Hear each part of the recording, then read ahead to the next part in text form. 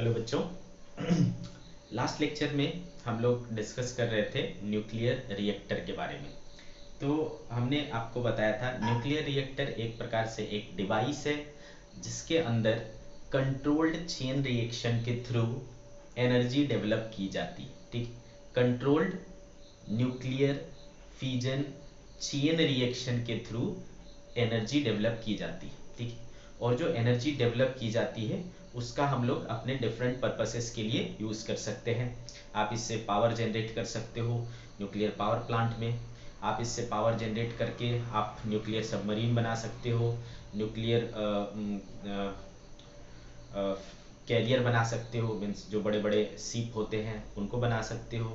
तो आपके huge energy requirement को ये पूरा कर सकता है न्यूक्लियर रिएक्टर। ठीक है, तो इंट्रोडक्शन जो है न्यूक्लियर रिएक्टर का वो हो चुका था। अब हम देखेंगे कि न्यूक्लियर रिएक्टर किस पर काम करता है। ठीक है, तो चलो, हमने क्या देखा बेटा लास्ट लेक्चर में, न्यूक्लियर रिएक्टर होता क्या है। अब हम बात करेंगे कि वर्किंग प्रिंसिपल क्या है। Working principle of nuclear reactor.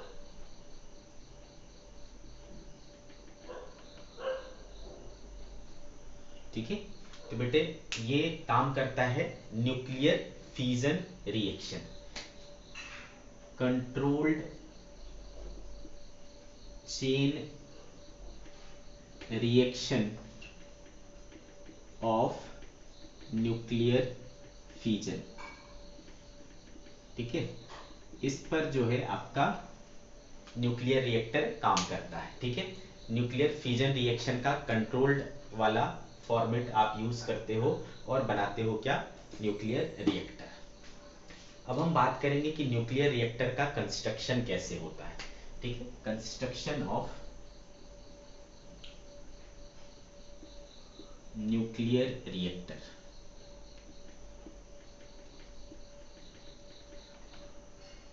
ठीक है, कंस्ट्रक्शन ऑफ न्यूक्लियर रिएक्टर ये बड़ा टॉपिक है, इसको शुरुआत से शुरू करेंगे। ठीक है,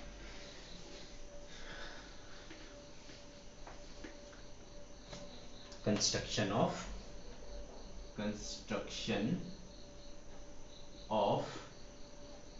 न्यूक्लियर रिएक्टर।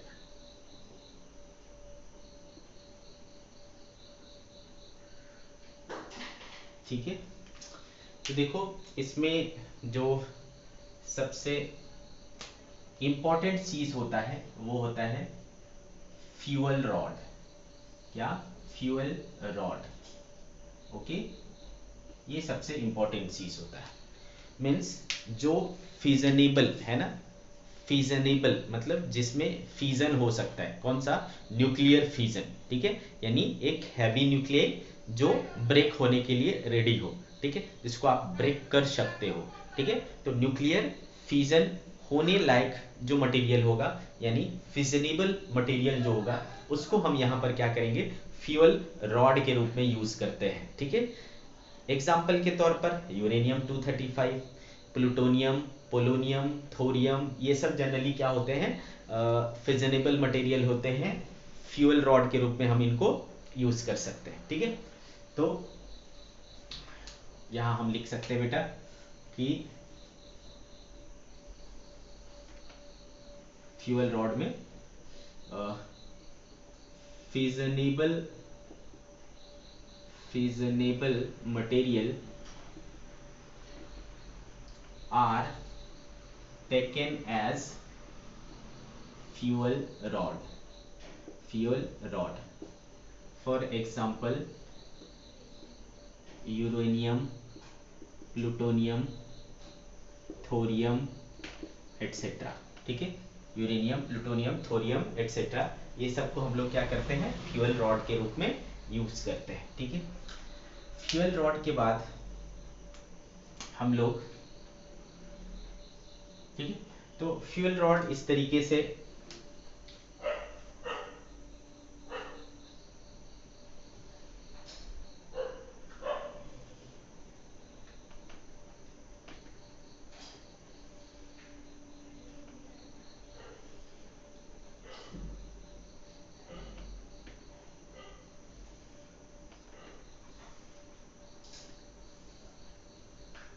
ये क्या है, फ्यूल रॉड है। ओके, तो ऐसे हमने क्या किया, फ्यूल रॉड्स ले लिए, जनरली यूरेनियम 235 मान लो ले लिया है, ठीक।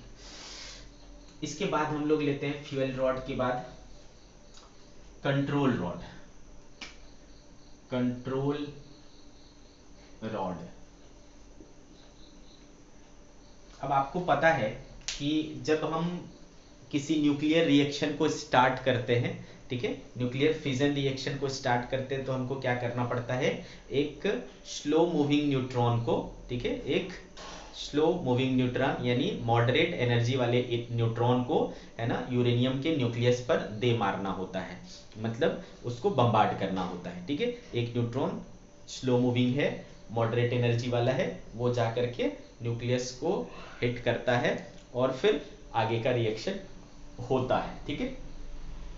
फिर साथ में आपको पता है जब एक यूरेनियम की न्यूक्लियस ब्रेक होती है तो क्या क्या निकलता है, बेरियम निकलता है, क्रिप्टन निकलता है और साथ में 3 और न्यूट्रॉन निकलते हैं।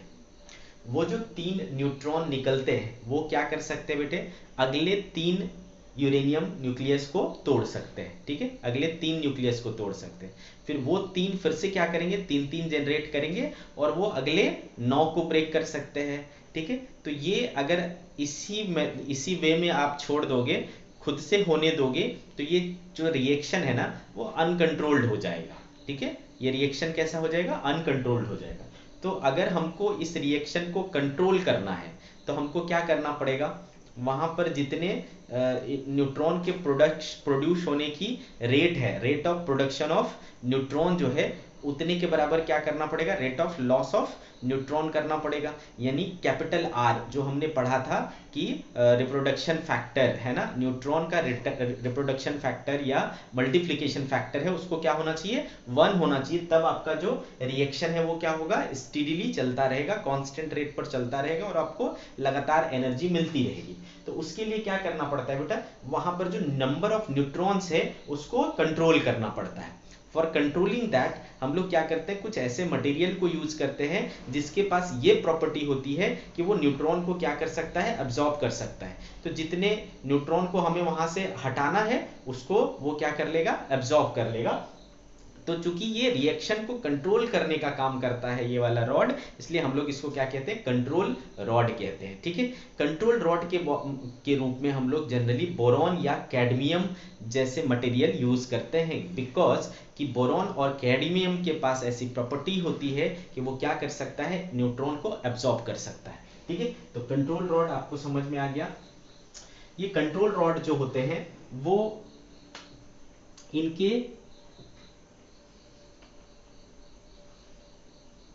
इनके बीच में ऐसा हम इसको लगा देते हैं, ठीक है। This is control rod, control rod, okay. ऐसे इनके बीच में हम कंट्रोल रॉड को लगा देते हैं। तो इन बिटवीन फ्यूल रॉड्स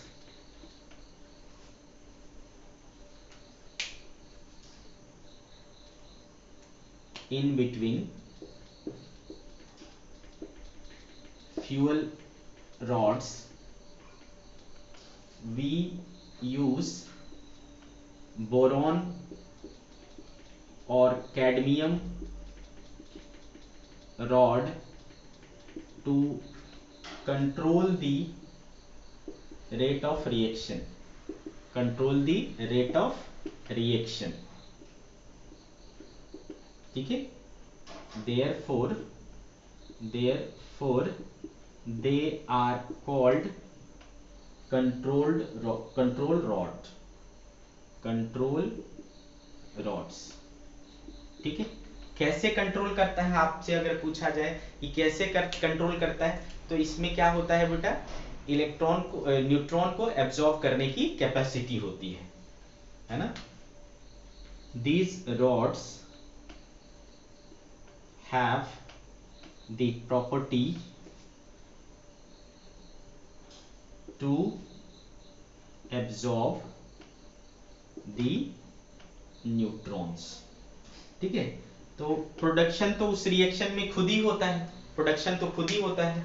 और अगर उसमें से हमको न्यूट्रॉन्स को हटाना है, लॉस करवाना है, तो उसके लिए हमने क्या किया है, कंट्रोल रॉड के यूज किया है। अगर मान लो रिएक्शन को फास्ट करना है, इसको बाहर खींच लो, ये बाहर खींच लोगे तो क्या होगा बेटा, ये एब्जॉर्ब नहीं करेगा तो लॉस नहीं होगा।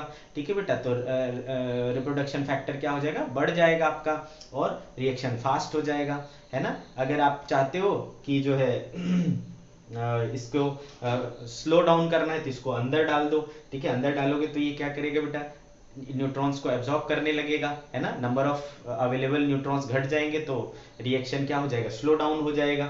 स्टेडी रेट पे चाहते हो तो जैसे 3 अगर डेवलप 3 प्रोड्यूस हो रहे हैं तो उसमें से 2 हटा लो तो 1 बचेगा, फिर वो 1 को तोड़ेगा, फिर 3 प्रोड्यूस होगा, 2 और हटा लो, तो ये एक एक करके कंटिन्यूअस फूटता रहेगा और आपको कंटिन्यूअस एनर्जी मिलता रहेगा। ऐसा करने में आपको कौन मदद करता है बेटा, कंट्रोल रॉड मदद करता है। ठीक है, आगे बात समझ में।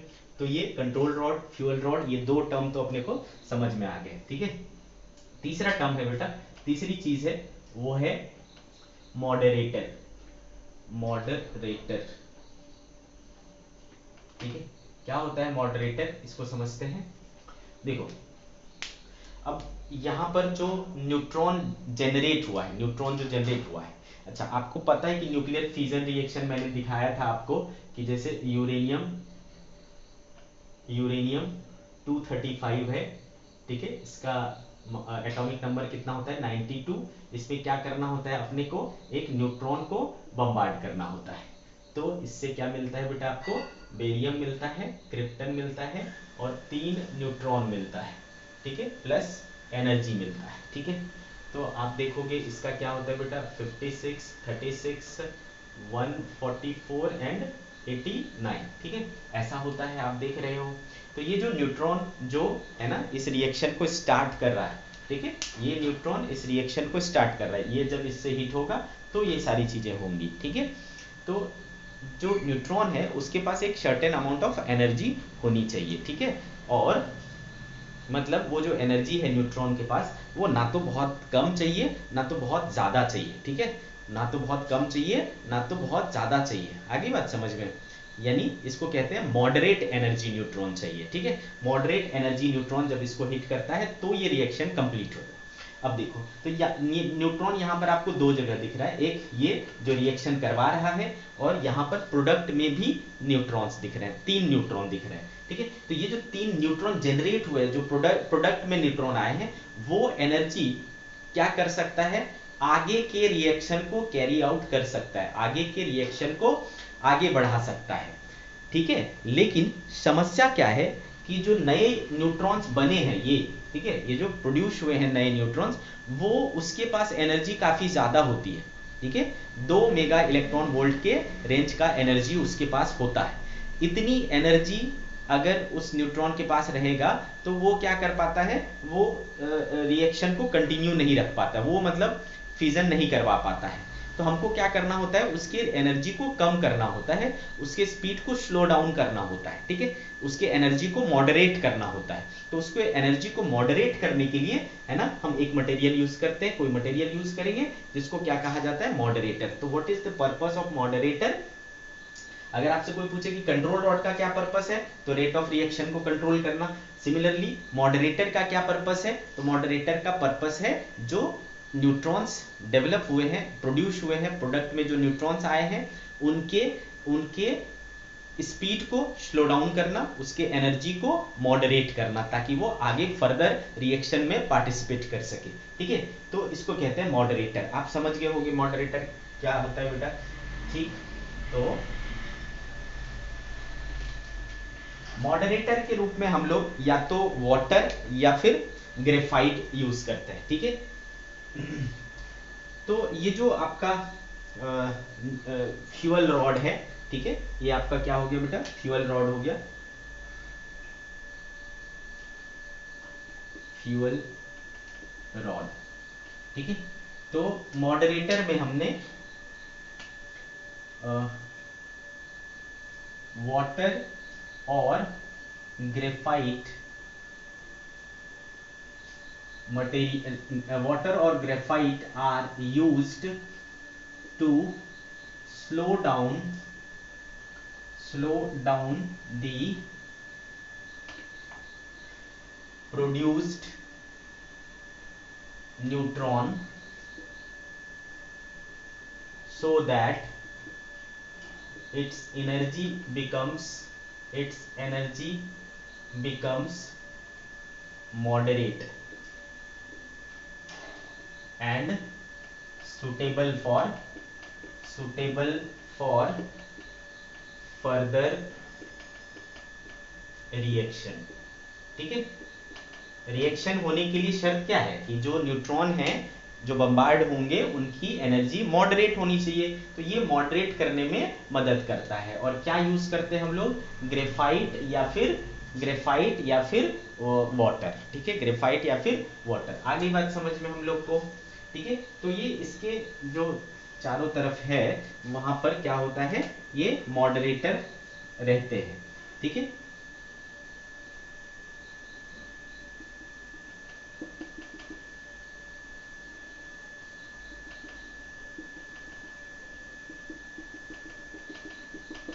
ठीक है।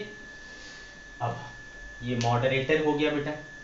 अब ये जो सारी चीजें हैं, ये fuel rod, control rod, moderator, ठीक है, ये सब क्या होते हैं, एक मोटी स्टील के बक्से में बंद होती है। ठीक है, एक स्टील कंटेनर के अंदर बंद होती है। हम उसको कहते हैं बेटा कोर। ठीक है, क्या कहते हैं, कोर कहते हैं। ध्यान से समझना। तो नेक्स्ट जो ये है वो है कोर।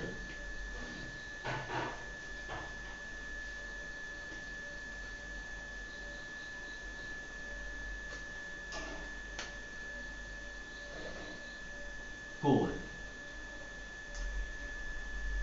तो पूरा का पूरा जो ये अरेंजमेंट है वो एक स्टील बॉक्स में है ना, एक मोटी स्टील बॉक्स में बॉक्स से कवर्ड होता है। फ्यूल रॉड, ठीक है, फ्यूल रॉड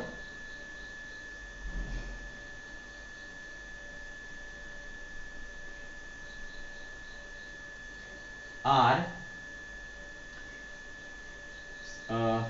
covered with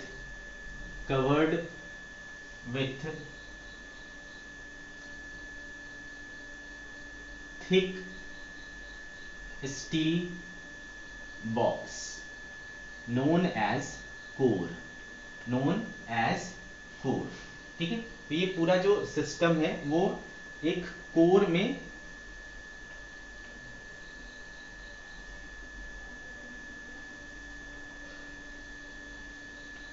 बंद होता है। ठीक है, इसको हम लोग क्या कह देंगे, कोर कह देंगे। ठीक है, दिस इज कोर। किसका बना होता है, स्टील का। आगे बात समझ में। ये जो है वो क्या है, मॉडरेटर है, मॉडरेटर है ना। अब आगे क्या होता है, आगे क्या होता है कि यहां से ये जो मॉडरेटर है इसके बाद हम लोग यूज करते हैं क्या, कितने हो गए, ये फोर्थ हो गया ना, ये फोर्थ हो गया। Next fifth term is coolant. Fifth term is coolant. अब कूलेंट क्या होता है, कूलेंट क्या होता है, अब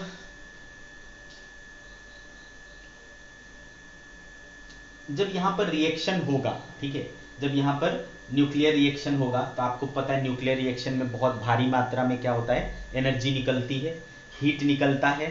ठीक है, तो अब उस हीट को क्या करना होता है, यहां से हटाना होता है। ठीक है, यहां से हीट को हटाना होता है, मतलब इसको, ये बहुत गर्म हो चुका है, इसको आपको क्या करना है, ठंडा करना है। ठीक है, हीट के कारण ये बहुत हीट प्रोड्यूस हुआ है, एनर्जी प्रोड्यूस हुआ है, ये बहुत गर्म हो गया है, इसको आपको क्या करना है, ठंडा करना है।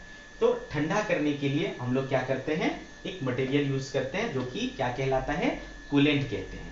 तो कूलेंट के रूप में हम लोग क्या करते हैं जनरली, ठीक है, कूलेंट के रूप में जो है हम लोग जनरली वाटर यूज करते हैं। वाटर, प्लेन वाटर या हैवी वाटर, इस तरीके की चीजें हम लोग यूज करते हैं। ठीक है, हैवी वाटर मतलब ड्यूटेरियम ऑक्साइड, ठीक है, प्लेन वाटर या D2O ऐसा हम लोग यूज करते हैं, हैवी वाटर। ठीक है, तो चूंकि ये क्या करता है, हीट को वहां से रिमूव करता है और उसको ठंडा करता है, इसको हम लोग क्या कहते हैं, कूलेंट कहते हैं। ठीक है, तो इसको हम कैसे डिफाइन करें, वाटर और heavy water is used to remove heat produced during nuclear reaction के दौरान जो वहां पर हीट पैदा हुआ है उसको रिमूव करने के लिए वहां से, है ना, हम लोग क्या यूज करते हैं, वाटर या हैवी वाटर यूज करते हैं।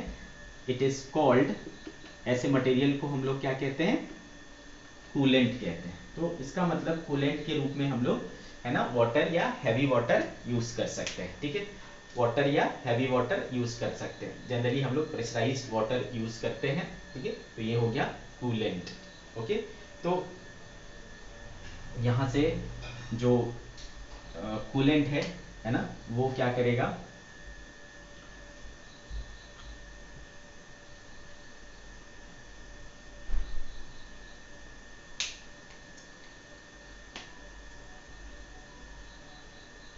एक पाइप के थ्रू ये कूलेंट यहां से क्या होगा, गर्म होगा, है ना, इसमें से गर्म होगा और गर्म होकर के इसमें एक पाइप लगी होती है, उस पाइप के थ्रू वो आगे बढ़ता है। ठीक है, तो ये जो कूलेंट है पाइप में चला जाता है। ठीक है, पाइप से फिर ये कूलेंट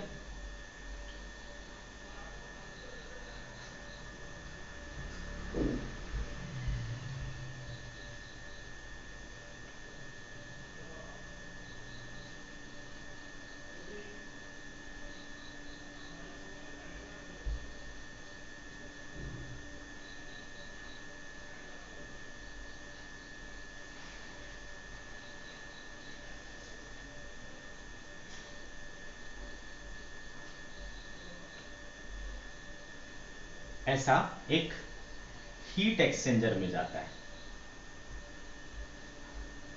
ठीक है,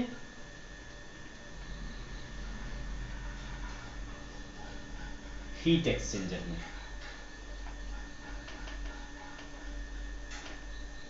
ठीक है, इसको क्या कहते हैं, heat exchanger, heat exchanger. Okay, इसको क्या कहते हैं, हीट एक्सचेंजर। तो ये पाइप में क्या हो रहा है बेटा, कूलेंट फ्लो कर रहा है। ठीक है, इस पाइप में क्या कर रहा है, कूलेंट, है ना, इसमें क्या है, कूलेंट है, कूलेंट फ्लो कर रहा है। और इस हीट एक्सचेंजर में ये जो है, ये क्या होता है, कॉपर ट्यूब्स है, कॉपर ट्यूब। ठीक है, आपको पता है कॉपर ट्यूब क्या होता है बेटा, गुड कंडक्टर ऑफ हीट होता है। तो ये हीट को क्या करेगा, कंडक्ट करेगा। अब इसके अंदर जो है ये जो हीट एक्सचेंजर है, इसमें क्या होता है, वाटर होता है। ठीक है, यहां पर क्या होता है, वाटर होता है। अब बेटा इसमें बहुत ज्यादा हीट फ्लो कर रहा है इस ट्यूब में, इसके वजह से ये ट्यूब भी हीट हो जाएगा और ये ट्यूब फिर क्या करेगा, इसके अंदर जो वाटर है उसको भी क्या कर देता है, हीट कर देता है। ठीक है, उसको भी क्या कर देता है, हीट कर देता है। और ये देखो जो कूलेंट था ना, वो कूलेंट इधर से आया, ठीक है, यहां से गर्म होकर के आया और इसको वाटर को गर्म कर दिया और खुद क्या हो गया बेटा, ठंडा हो गया। और खुद ठंडा होकर के वापस से क्या होता है, ये रिसाइकल हो जाता है। ठीक है, वापस से क्या हो जाता है, ये रिसाइकल हो जाता है। ठीक है, आगे बात समझ में, ये वापस से ऐसा रिसाइकल हो जाता है, ध्यान से समझना। ठीक है, अब यहां पर देखो, इसमें चूंकि क्या किया इसने, ट्यूब ने हीट को ट्रांसफर कर दिया किसमें, वाटर को। ठीक है, इसलिए इसका नाम क्या है, हीट एक्सचेंजर है। ठीक है, इसलिए इस सिस्टम का नाम क्या है, हीट एक्सचेंजर, बिकॉज इसने अपनी हीट इसको एक्सचेंज कर दी, अपनी गर्मी इसको दे दी और अपनी इसकी ठंडी खुद को ले ली। ठीक है, आगे बात समझ में। तो अब इसमें जो वाटर था, इसकी गर्मी पा करके, मतलब इसकी हीट एनर्जी पा करके क्या हो जाता है, गर्म हो जाता है और इतना गर्म हो जाता है कि वो स्टीम के फॉर्म में कन्वर्ट हो जाता है। ठीक है, क्या बन जाता है बेटा, स्टीम बन जाता है, क्योंकि वो बहुत ज्यादा एनर्जी होती है, हीट एनर्जी वहां पर, तो ये स्टीम बन जाता है। अब ये स्टीम क्या होता है, ठीक है, यहां से क्या निकलेगा, स्टीम निकलेगा, ठीक है, इधर से, और ये चला जाता है तुम्हारा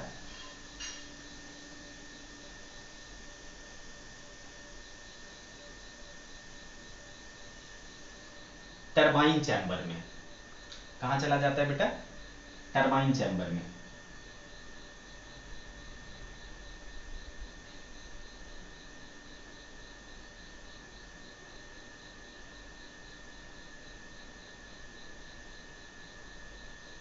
ठीक है, ऐसा टरबाइन चैम्बर में चला जाता है। ओके, और टरबाइन चैम्बर से फिर ये यहां से क्या हुआ, स्टीम, यहां से स्टीम इसके ऊपर पड़ा। ठीक है, और ये स्टीम क्या करेगा, इसको घुमाने लगता है। ठीक है, ये जो आपका टरबाइन है वो घूमने लगेगा, और टरबाइन घूमने के कारण ये किससे, ये टरबाइन किससे जुड़ा हुआ है बेटा? ये टरबाइन आपका जनरेटर से जुड़ा हुआ है। ठीक है, जनरेटर। ठीक है, ये किससे जुड़ा हुआ है? जनरेटर से जुड़ा हुआ है। ठीक है, तो जनरेटर को क्या मिल गया बेटा? मैकेनिकल एनर्जी मिल गया। आपने पढ़ा है जनरेटर या अल्टरनेटर क्या होता है, वो मैकेनिकल एनर्जी को इलेक्ट्रिकल एनर्जी में कन्वर्ट करता है। तो ये आपको क्या दे देगा बेटा? मैकेनिकल एनर्जी दे देगा, पॉजिटिव और नेगेटिव। ठीक है, ये आपको इलेक्ट्रिकल एनर्जी दे देगा, इलेक्ट्रिकल एनर्जी दे देगा। आगे बात समझ में? और जो हीट इस पर पड़ा, ठीक है, टरबाइन पर, वो यूज होकर के फिर क्या होगा, यूज हो गया। अब वो अपनी इसमें जो हीट एनर्जी थी वो इसने इसको दे दी, मैकेनिकल एनर्जी में कन्वर्ट हो गया वो। और इसका जो स्टीम था उसको फिर क्या करते हैं हम लोग, इसको फिर हम लोग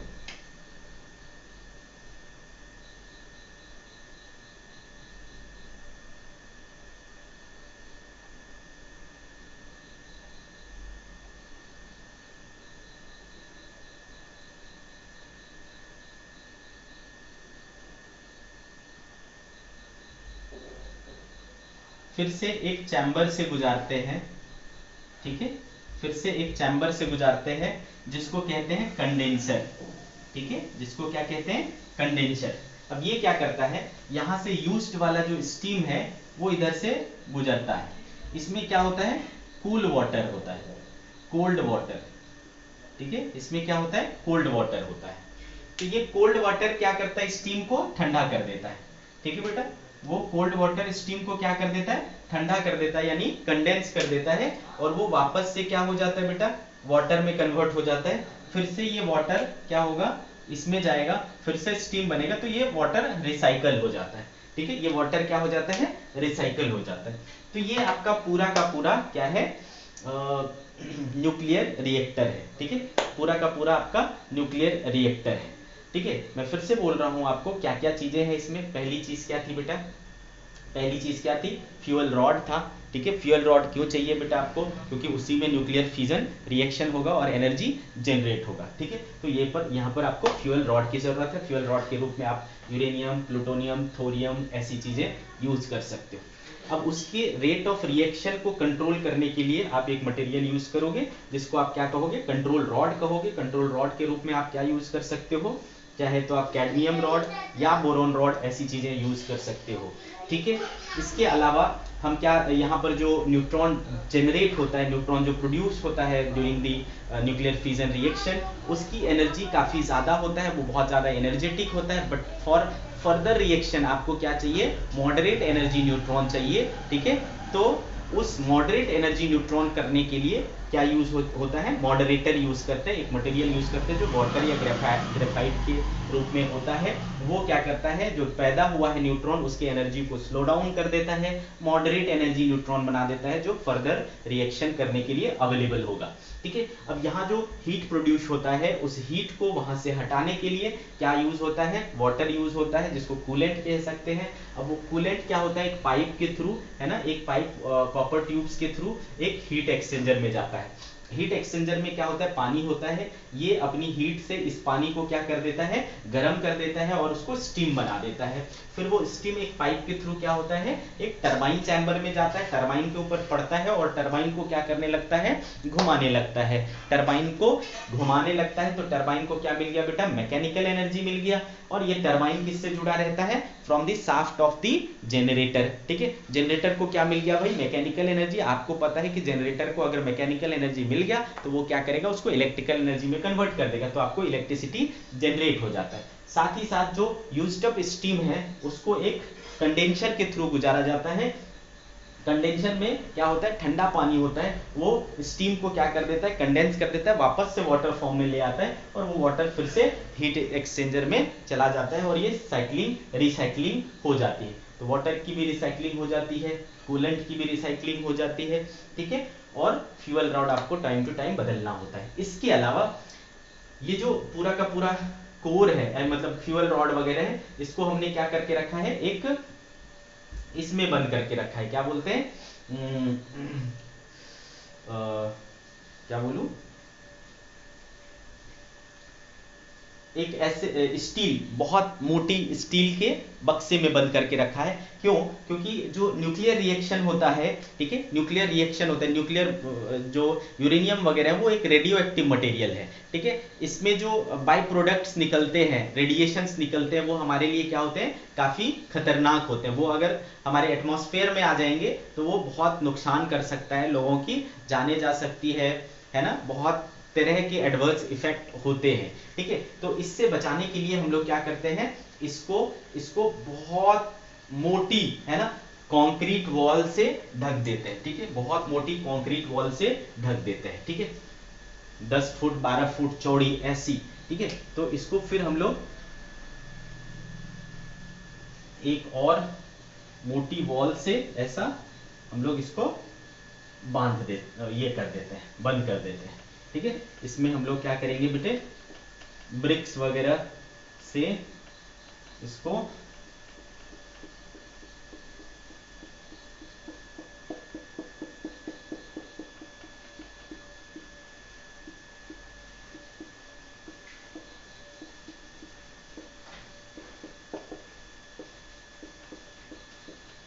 ठीक है, ऐसे कंक्रीट वॉल से बांध देते हैं। ठीक है, बंद कर देते हैं, ताकि उसका जो उससे जो रेडिएशन निकले भी तो वो इन दीवारों के अंदर ही रहे, इससे बाहर नहीं आए। इसलिए हम इसको शिल्डिंग कहते हैं, शिल्डिंग, क्योंकि ये हमें क्या करता है, बचाता है, शिल्ड करता है, बचाता है, रक्षा कवच है हमारा। तो ठीक है, तो ये हो गया शिल्डिंग। तो अभी तक आपने क्या क्या देखा बेटा, इसमें क्या क्या यूज होता है, फ्यूल रॉड यूज होता है, कंट्रोल रॉड यूज होता है, मॉडरेटर यूज होता है, कूलेंट यूज होता है।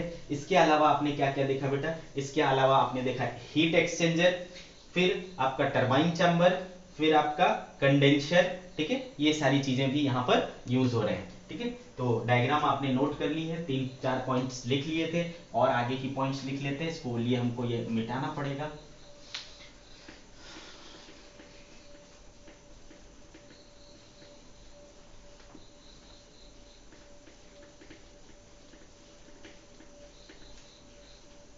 ठीक है, तो 5th पॉइंट क्या हो जाएगा बेटा, heat exchanger.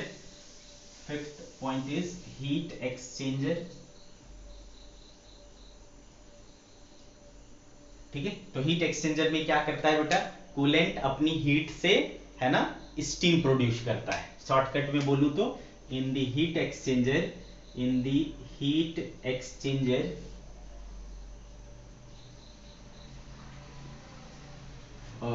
heat from the coolant, heat from the coolant is exchanged to water, which produces steam, which produces steam। ठीक है, तो ये हो गया आपका हीट एक्सचेंजर। फिर 6th पॉइंट आपका क्या हो जाएगा, टरबाइन चैम्बर। टरबाइन चैम्बर, तो टरबाइन चैम्बर क्या हो गया, steam from the heat exchanger steam from the heat exchanger is allowed to go into the turbine chamber which starts rotating due to steam। ठीक है, तो ये हो गया टरबाइन चैम्बर का काम। सातवां क्या होता है बेटा, सेवेंथ हो जाएगा आपका टरबाइन सॉरी जेनरेटर और अल्टरनेटर, है ना, जेनरेटर और अल्टरनेटर दोनों कह सकते हैं इसको। ये क्या करता है बेटे, जनरेटर या अल्टरनेटर, है ना। टरबाइन का जो शाफ्ट है वो किससे जुड़ा होता है, जनरेटर से। The shaft of generator is connected to the turbine। as turbine rotates mechanical energy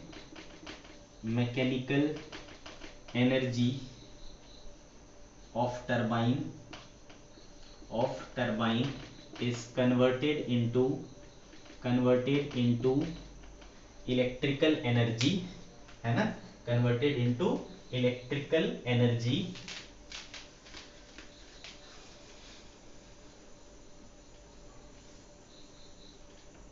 converted into electrical energy by the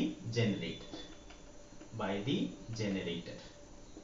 आगे बात समझ में, ये हो गया आपका 7th पॉइंट।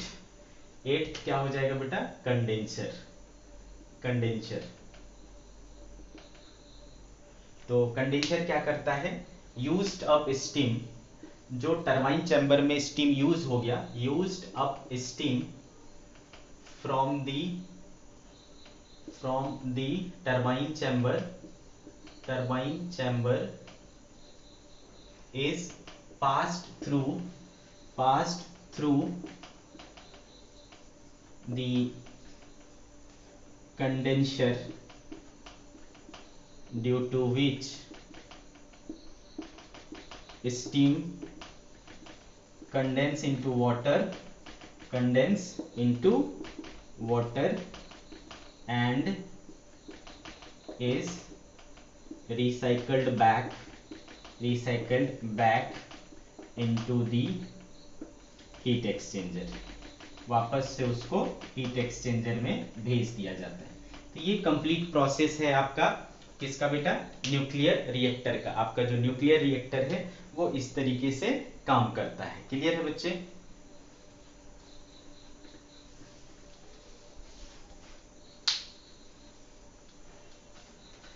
बात करूं न्यूक्लियर रिएक्टर की यूज की, तो आपको समझ आ चुका है बेटा। न्यूक्लियर रिएक्टर के लिए हम लोग क्या कर सकते हैं, न्यूक्लियर रिएक्टर का पावर प्लांट में यूज कर सकते हैं। ठीक है, इसके अलावा न्यूक्लियर रिएक्टर का हम लोग यूज करते हैं क्या बोलते हैं, न्यूक्लियर सबमरीन में, है ना, न्यूक्लियर सबमरीन में यूज करते हैं। न्यूक्लियर एयरक्राफ्ट वगैरह, नेवल क्राफ्ट जो होते हैं, ठीक है, उनमें यूज करते हैं हम लोग। बड़े बड़े जो क्राफ्ट होते हैं उनमें यूज करते हैं। प्लस एक प्रकार का रिएक्टर होता है जिसको ब्रीडर रिएक्टर कहते हैं। इसका काम थोड़ा डिफरेंट है। ब्रीडर रिएक्टर, देखो क्या होता है कि जैसे कि यूरेनियम की बात करूं तो यूरेनियम का क्या होता है, आइसोटोप्स होते हैं। यूरेनियम के आइसोटोप्स होते हैं, यूरेनियम 235, यूरेनियम 238। ठीक है, तो ऐसे आइसोटोप्स हैं यूरेनियम के।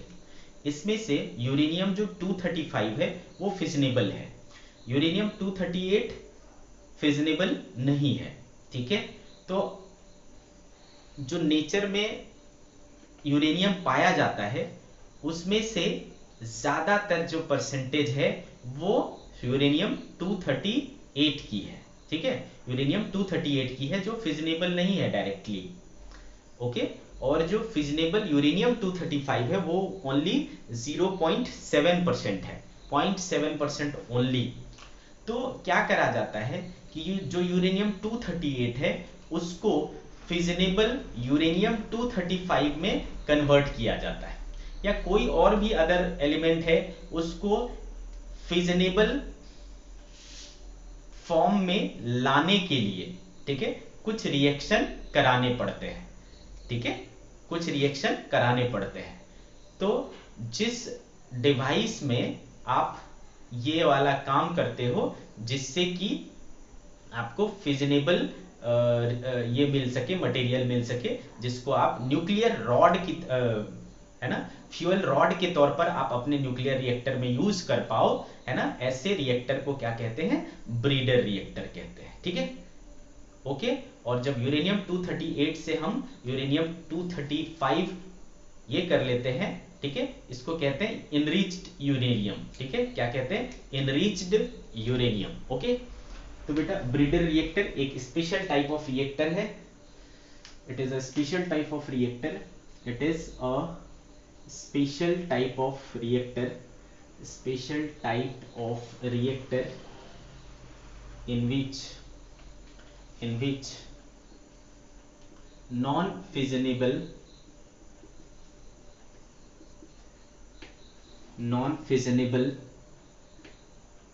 material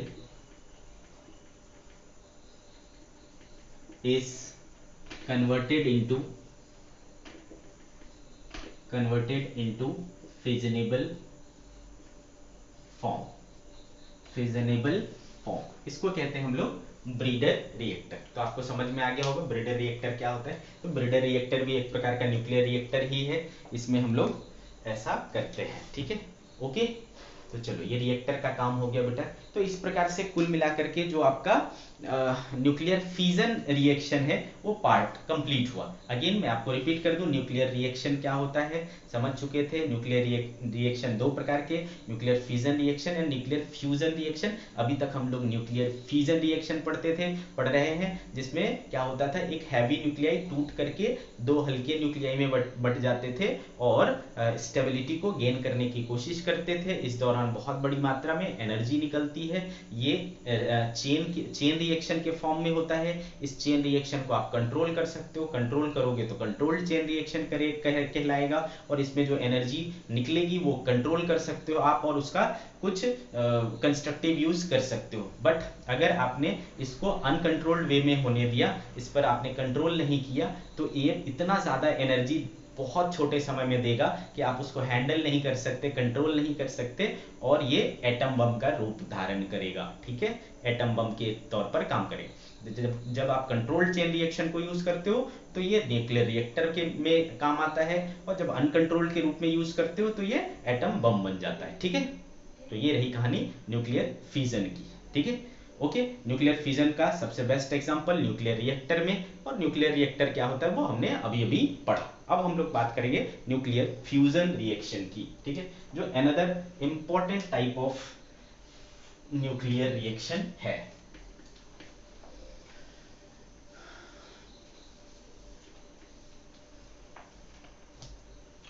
न्यूक्लियर फ्यूजन रिएक्शन, ठीक है बच्चे, न्यूक्लियर फ्यूजन रिएक्शन। तो देखो समझते हैं क्या होता है न्यूक्लियर फ्यूजन रिएक्शन। इसमें दो हल्के न्यूक्लियाई, ठीक है, two lighter nuclei fuse together, एक साथ मिल जाते हैं और बनाते हैं एक हैवी न्यूक्लियाई, और इस दौरान निकलता है बहुत सारा एनर्जी। इसको हम लोग कहते हैं न्यूक्लियर फ्यूजन रिएक्शन। फ्यूज का मतलब ही होता है बेटा जुड़ जाना, मिल जाना, ठीक है, मिक्सअप हो जाना। तो न्यूक्लियर फ्यूजन रिएक्शन में when two lighter nuclei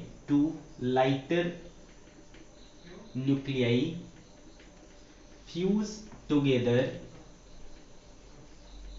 to form a heavy nuclei ठीक है, when two lighter nuclei fuse together to form a heavy nuclei it is called nuclear fusion reaction. इसको हम लोग क्या कहते हैं, न्यूक्लियर फ्यूजन रिएक्शन कहते हैं। आगे बात समझ में, when two lighter nuclei fuse together to form a heavy nuclei it is called nuclear fusion reaction। अब देखो, जैसा जो न्यूक्लियर फिजन रिएक्शन है ना वो थोड़ा सिंपल है, लेकिन जो न्यूक्लियर फ्यूजन रिएक्शन है ये काफी कॉम्प्लिकेटेड है, इसको इतनी आसानी से नहीं किया जा सकता है। ठीक है, इसको इतनी आसानी से नहीं किया जा सकता। न्यूक्लियर फ्यूजन रिएक्शन कराने के लिए कुछ जरूरी शर्तों को पूरा करना पड़ता है। तो condition of nuclear fusion reaction, condition of nuclear fusion reaction, ठीक है, condition for nuclear fusion reaction. क्या है कंडीशन? देखो, आपको क्या करना होता है, दो न्यूक्लियस को पास लाना होता है। ठीक है, दो न्यूक्लियस को पास लाना होता है। तो आपको तो पता है बेटा, न्यूक्लियस क्या होता है, पॉजिटिव होता है। अगर उसको जोड़ना है, दो न्यूक्लियस को जोड़ना है ना, यही तो करना है, दो न्यूक्लियस को जोड़ना है, तो जोड़ोगे कैसे, पास लाओगे। ठीक है, तभी तो वो जुड़ेगा। तो सोचो, न्यूक्लियस को पास लाओगे। न्यूक्लियस कैसा होता है, न्यूक्लियस में होते हैं प्रोटॉन। प्रोटॉन कैसे करेंगे, एक दूसरे को रिपेल करेंगे, है ना बेटे, एक दूसरे को क्या करेंगे, रिपेल करेंगे। तो फिर कैसे लाओगे पास, वो अपने आप तो पास नहीं, ऐसे बोलोगे पास आ जाओ तो वो नहीं आएगा। क्यों? क्योंकि वहां पर रिपल्सन फोर्स लगेगा, क्योंकि दोनों न्यूक्लियस क्या है, पॉजिटिव है। पॉजिटिव एक दूसरे को क्या करेंगे, रिपेल करेंगे। तो आपको क्या करना पड़ेगा बेटा, बहुत जबरदस्ती का ताकत लगा करके उसको एक दूसरे के करीब लाना पड़ेगा, है ना बेटे। जब आप बहुत ताकत लगाओगे तब जाकर के वो दोनों एक दूसरे के करीब लगे। तो देखो, आपको क्या करना पड़ रहा है, दबाना पड़ रहा है, तो आपको प्रेशर लगाना पड़ रहा है। तो यहां पर जरूरत होती है वेरी हाई प्रेशर की। ठीक है, बहुत हाई प्रेशर की जरूरत होती है। ठीक है, एक चीज समझ में आ गया आपको। ठीक है, ये चीज समझ में आ गया आपको। प्लस यहां पर बहुत हाई थर्मल एनर्जी की जरूरत पड़ती है। क्या होती है, वेरी हाई थर्मल एनर्जी की जरूरत पड़ती है, यानी टेम्परेचर बहुत ज्यादा हाई चाहिए। 10 to the power 8, 10 to the power 7 to 10 to the power 8 या 10 टू द पावर 9 केल्विन के रेंज का आपको ये चाहिए, क्या, टेम्परेचर चाहिए। तो ये दोनों शर्त आपको पूरी करनी पड़ेगी। अब सोचो, 10⁷ केल्विन या 10⁹ केल्विन, ये कितना ज्यादा टेम्परेचर है, बहुत ज्यादा टेम्परेचर है, जिसको अचीव करना इतना पॉसिबल नहीं है। ठीक है, ये ऑलमोस्ट इम्पॉसिबल है, स्पेशली ऑन अर्थ। ठीक है, अर्थ पर ये संभव नहीं है। इसलिए जो न्यूक्लियर फ्यूजन रिएक्शन है उसको कराना बहुत मुश्किल होता है। ठीक है, तो भाई इसकी दो जरूरी शर्तें क्या है, एक तो इसका बहुत ज्यादा हाई प्रेशर होना चाहिए और बहुत हाई टेम्परेचर होना चाहिए। ठीक है, तो न्यूक्लियर रिएक्शन की कंडीशन क्या है, very high pressure and very high temperature of the range 10⁷ kelvin to 10⁹ kelvin. ठीक है, ऐसा आपको टेम्परेचर चाहिए, तब जाकर के कहीं न्यूक्लियर फ्यूजन रिएक्शन हो पाएगा। और जब ये न्यूक्लियर फ्यूजन रिएक्शन होता है तो इसमें बहुत ज्यादा एनर्जी एमिट होता है, बहुत ज्यादा एनर्जी जनरेट होता है। ठीक है, ओके। अब हम क्या करेंगे, कुछ एग्जांपल्स देखेंगे न्यूक्लियर फ्यूजन रिएक्शन के। ठीक है, एग्जांपल्स ऑफ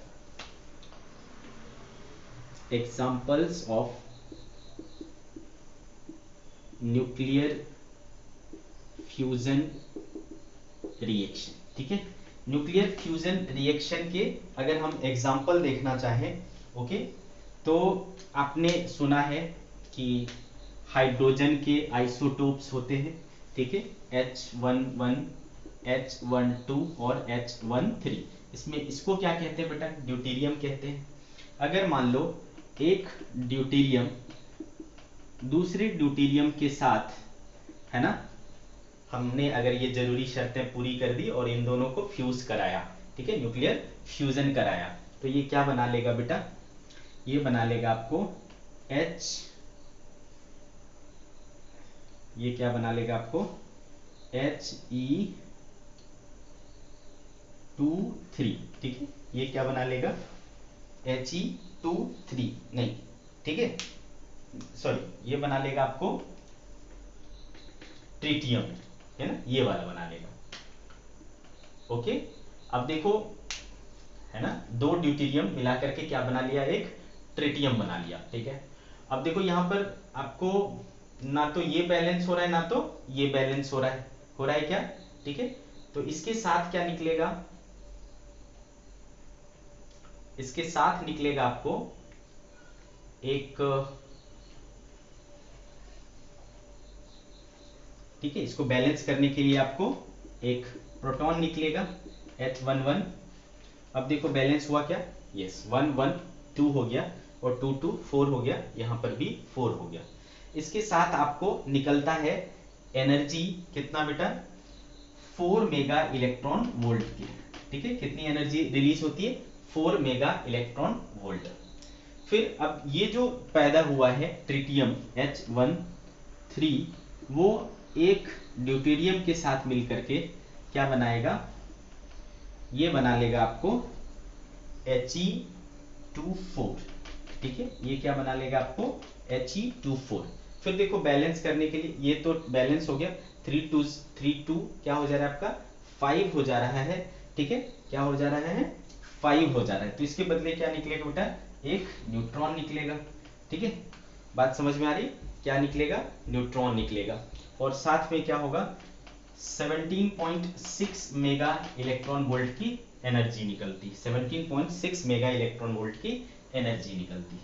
तो देखो ये दो स्टेप में है ना, दो स्टेप में ये ड्यूटेरियम मिलकर के क्या बना लिया, हीलियम बना लिया, ठीक है।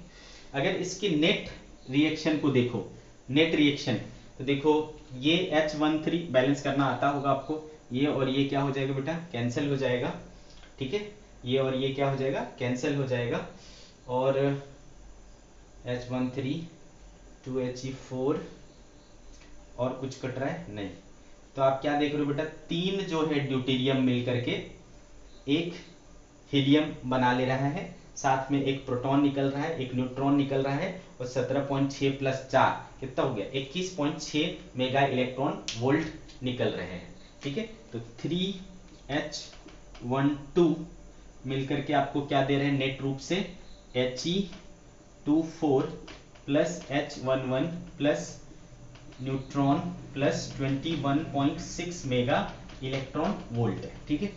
तीन क्लियर है ना, इसको एक साथ लिखूं तो H12 और H12 है ना, ये मिलकर के क्या दे रहे हैं 2He4 H11 0, ये ऐसा, ठीक है। तो ये देखो दो और एक 3, ये बैलेंस है 6, तो 4 5 और ये 6, ये भी बैलेंस है, और एनर्जी कितना रिलीज हो रहा है 21.6 मेगा इलेक्ट्रॉन वोल्ट, ठीक है। तो ये एक एग्जांपल है न्यूक्लियर फ्यूजन रिएक्शन का।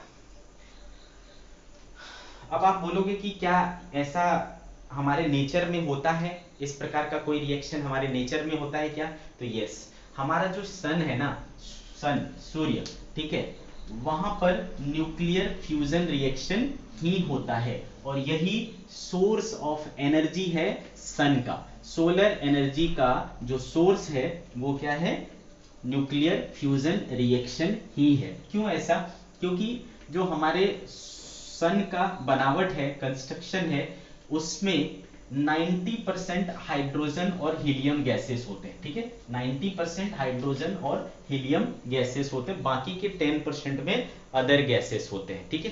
तो इन हाइड्रोजन, ये हाइड्रोजन जो है वो फ्यूज कर करके क्या होते हैं, हीलियम में कन्वर्ट होते रहते हैं, और इस दौरान बहुत बड़ी मात्रा में एनर्जी बनती है, क्रिएट होती है, ठीक है। इस वजह से ये करोड़ों सालों से चलता आ रहा है और आगे भी करोड़ों सालों तक चलता रहेगा, ठीक है, इतनी ज्यादा एनर्जी इससे निकलती है, ठीक है।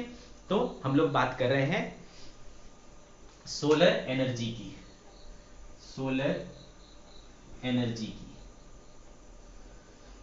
सोर्स ऑफ सोलर एनर्जी जो है, source of solar energy, source of solar energy is the nuclear fusion reaction, nuclear fusion reaction. Okay, nuclear fusion reaction ही सन के एनर्जी का सोर्स होता है, ठीक है। और इसमें जो जरूरी शर्तें हैं वो भी ऑटोमेटिक वहां पर मिला हुआ है, उसको वहां पर ऑटोमेटिक ये कंडीशन मिला हुआ है। क्यों? क्योंकि सन का टेम्परेचर क्या होता है बेटा, बहुत ज्यादा होता है, 10⁻⁷ के केल्विन का बराबर का वहां पर ऑलरेडी टेम्परेचर होता है, ठीक है। आगे बात समझ में। तो इस एनर्जी के कारण, सॉरी इस टेम्परेचर के कारण और प्रेशर भी बहुत ज्यादा हाई होता है, तो उनको जो जरूरी कंडीशन चाहिए वो ऑटोमेटिक वहां पर नेचुरली मिला हुआ है, तो आसानी से वहां पर न्यूक्लियर फ्यूजन रिएक्शन हो जाता है। बट ये जो न्यूक्लियर फ्यूजन रिएक्शन होता है वो कई स्टेप्स में होते हैं, ठीक है। Nuclear fusion reaction, nuclear fusion reaction in sun takes place in many steps, many steps. क्या क्या है वो स्टेप्स? देखो, H11 मिल करके बना लेते हैं H12, ठीक है। क्या बना लेंगे? H12 ड्यूटेरियम बना लेंगे। अब देखो बैलेंस करो तो ये बैलेंस हो जा रहा है, तो इसके साथ निकलता है आपको एक पॉजिट्रॉन, ठीक है। इसके साथ क्या निकलता है? एक पॉजिट्रॉन, ओके। पॉजिट्रॉन क्या होता है बेटा? पॉजिट्रॉन इज ऐसा पार्टिकल है पॉजिट्रॉन जिसके पास चार्ज तो प्रोटॉन के बराबर होता है लेकिन मास इलेक्ट्रॉन के बराबर का होता है, ठीक है। पॉजिट्रॉन का मतलब समझा? मास इलेक्ट्रॉन के बराबर, चार्ज प्रोटॉन के बराबर, ठीक है। तो ये देखो आपका चार्ज बैलेंस हो गया 1 और 1 2, यहाँ पर 1 यहाँ पर 1 2, इसका मास नहीं होता, ये 2 और ये अकेले का 2। तो यहाँ पर देखो ये पॉजिट्रॉन मिल गया।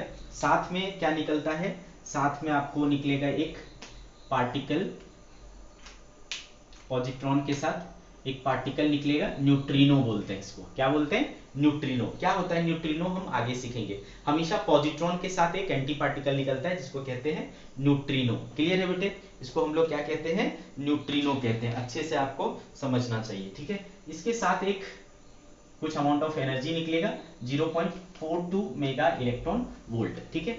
एच समझ में आया? तो पहले स्टेप में क्या हुआ बेटा? दो हाइड्रोजन एटम है ना मिल करके एक ड्यूटेरियम एटम बनाया, एक पॉजिट्रॉन निकाला, न्यूट्रिनो निकाला और 0.42 मेगा इलेक्ट्रॉन वोल्ट की एनर्जी रिलीज हुई। फिर क्या होता है? ये जो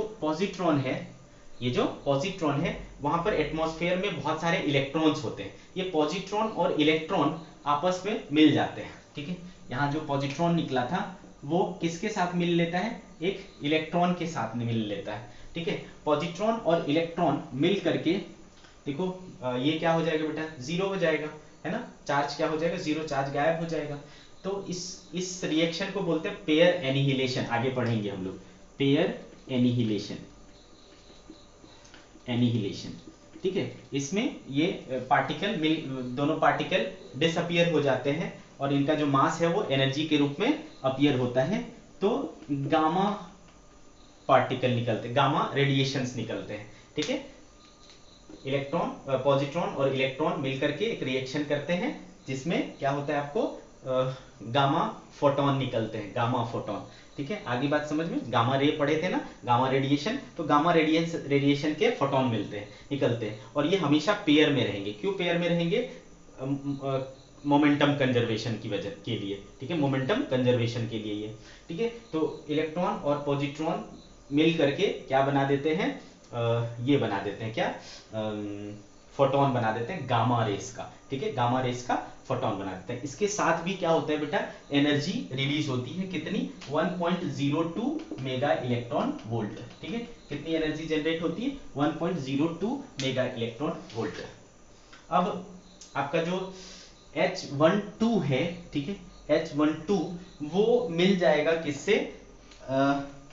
एक ये जनरेट हो चुका है, क्या चीज? ड्यूटेरियम, और हाइड्रोजन के साथ ये फिर से रिएक्शन करेगा, ठीक है। तो H12 फिर से एक हाइड्रोजन एटम के साथ रिएक्शन करेगा। इस बार क्या होगा बेटा, ये बन जाएगा क्या, ये बन जाएगा आपका HE23, ठीक है, ये क्या बन जाएगा He23। क्लियर है, आगे बात समझ में। क्या बना लिया बेटा, हीलियम के आइसोटोप बनाया, ठीक है, He23। तो इसमें देखो क्या है, बैलेंस्ड है ना, ये बैलेंस है, ये बैलेंस है। साथ में क्या होगा, साथ में ये आपको देगा एनर्जी और एक गामा फोटोन, ठीक है, ये एक गामा देगा और साथ में एनर्जी देगा आपको कितना, 5.49 मेगा इलेक्ट्रॉन वोल्ट, ठीक है। H11 मतलब एक ड्यूटेरियम हाइड्रोजन के साथ आपको क्या दे दिया, He23 गामा और 5.49 मेगा इलेक्ट्रॉन वोल्ट की एनर्जी। तो देखो अभी तक 1 2 3 स्टेप हो चुके हैं। फोर्थ स्टेप में क्या होगा, फोर्थ स्टेप में आपका जो He3 है, ठीक है, ऐसे दो He3, ठीक है, ऐसे दो He3 आपस में मिलेंगे। एक रिएक्शन से ये मिला, एक और ऐसा ही रिएक्शन होगा तो एक और He3 बनेगा, ठीक है। तो वो दोनों मिलकर के He23 प्लस He23 है ना, ऐसा मिल करके आपको फाइनली क्या देंगे, He24। तो फाइनली देखो हाइड्रोजन से हम कहां पहुंच गए, हीलियम पर पहुंच गए, ठीक है। तो देखो अब हो क्या रहे, 3 3 6 हो रहे, 2 2 4 हो रहे, तो 2He4 तो आपको दिख गया, प्लस क्या होगा बेटा इसके साथ, दो जो है वो आपको हाइड्रोजन एटम मिलेंगे, हाइड्रोजन यानी प्रोटॉन मिलेंगे, ठीक है, H11, ठीक है। अब देखो बैलेंस हो रहा है, 2 2 4 2 3 4, ठीक है, 3 3 6 4 5 6 है ना, ये मिल गया आपको, बैलेंस हो गया। इसके साथ में आपको एनर्जी निकलेगी कितनी, 12.86 mega electron volt, 12.86 mega electron volt, ठीक है। तो ये देखो टोटल 1 2 3 4 स्टेप्स में ये कंप्लीट होता है आपका, ठीक है, टोटल 4 स्टेप्स में ये रिएक्शन कंप्लीट होता है। आपको फाइनली क्या मिल गया बेटा, He। तो बेसिकली हाइड्रोजन के हीलियम में कन्वर्ट होने से क्या होता है, आपको न्यूक्लियर फ्यूजन रिएक्शन हुआ, मतलब हाइड्रोजन फ्यूज होकर के क्या बनाया, हीलियम बनाया, और इसमें बहुत बड़ी मात्रा में आपको एनर्जी निकल करके आई। अगर आप इसको बैलेंस करना चाहते हो, बैलेंस करना चाहते हो तो आपको क्या करना पड़ेगा, इस रिएक्शन को 2 टाइम्स मल्टीप्लाई करो, इसको 2 टाइम्स मल्टीप्लाई करो, इसको 2 टाइम्स मल्टीप्लाई करो और इन सबको ऐड कर दो, ठीक है, इन सबको ऐड कर दो। तो आप क्या देख पा रहे हो बेटा, 2 पॉजिट्रॉन इधर है, 2 पॉजिट्रॉन इधर है, कैंसिल हो जाएगा, ये पॉजिट्रॉन पॉजिट्रॉन कैंसिल हो गया, ठीक है। और क्या दिख रहा है बेटा, और क्या दिख रहा है, ये देखो 2 He3, 2 He3 यहां पर है बेटा, देखो 2 से मल्टीप्लाई किया है ना, तो 2 He3 यहां पर हो गया, ये और इधर भी है देखो 2 ठो, एक और एक 2, ठीक है, तो ये कैंसिल हो जाएगा बेटा। तो देखो क्या बच रहा है, और क्या कैंसिल होगा, एक इधर देखो 2 हाइड्रोजन है ना, इधर 2 हाइड्रोजन है और यहां पर भी 2 हाइड्रोजन है, तो ये भी कैंसिल हो जाएगा, ये और ये भी कैंसिल हो जाएगा। तो आप क्या देख रहे हो, फाइनली क्या हो रहा है बेटा, 1 और 2 और कुछ कट रहा है, यस, यहां पर देखो 2H12 है, देखो है ना, 2H12 और यहां पर भी क्या है, 2H12, ये भी कैंसिल हो जाएगा, ये और ये भी कैंसिल हो जा रहा है, ठीक है। तो फाइनली क्या हो रहा है बेटा, 2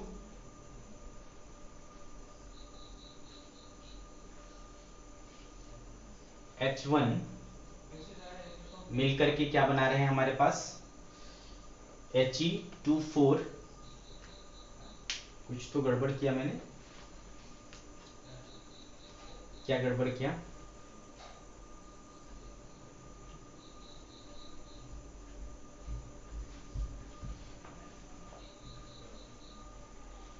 कुछ तो मिस्टेक किया हमने, 2H11, हाँ सॉरी, ठीक है। तो ये तो 4 तो हो ही गया ना, ये देखो 2 और इसको हमने 2 से मल्टीप्लाई किया है, ठीक है, करेक्ट। तो ये हो जाएगा आपका 4 H11 है ना, इस तरफ प्लस ये वाला 2 इलेक्ट्रॉन भी बचा है, 2 इलेक्ट्रॉन, और इस तरफ कुछ नहीं है, मिलकर के क्या बना दिया बेटा, एक He24 है, प्लस एक क्या निकला है, दो ये निकला है, क्या बोलते हैं यहां पर, ये देखो 2 से मल्टीप्लाई है तो 2 न्यूट्रिनो हो गया, 2 न्यूट्रिनो हो गया, साथ में ये देखो ये 2 और 2 से मल्टीप्लाइड है तो 4 हो गया, और फिर यहां पर 2 तो 6 गामा, तो 6 गामा है ना, 6 गामा, और प्लस एनर्जी, इन सारे एनर्जी को टोटल करोगे 2 टाइम्स ये 2 टाइम्स ये 2 टाइम्स ये प्लस 12.86, तो ये सारे को टोटल करके आपको आएंगे बेटे 26.7 mega electron volt, 26.7 mega electron volt.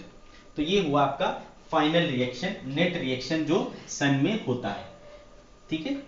तो आप कुल मिलाकर के ये कह सकते हो कि 4 है ना हाइड्रोजन एटम मिलकर के, 4 प्रोटॉन मिलकर के आपको क्या देते हैं, He24 में कन्वर्ट हो जाते हैं, और 26.7 मेगा इलेक्ट्रॉन वोल्ट की एनर्जी रिलीज होती है, 26.7 मेगा इलेक्ट्रॉन वोल्ट की एनर्जी रिलीज होती है, अंडरस्टूड, ठीक है।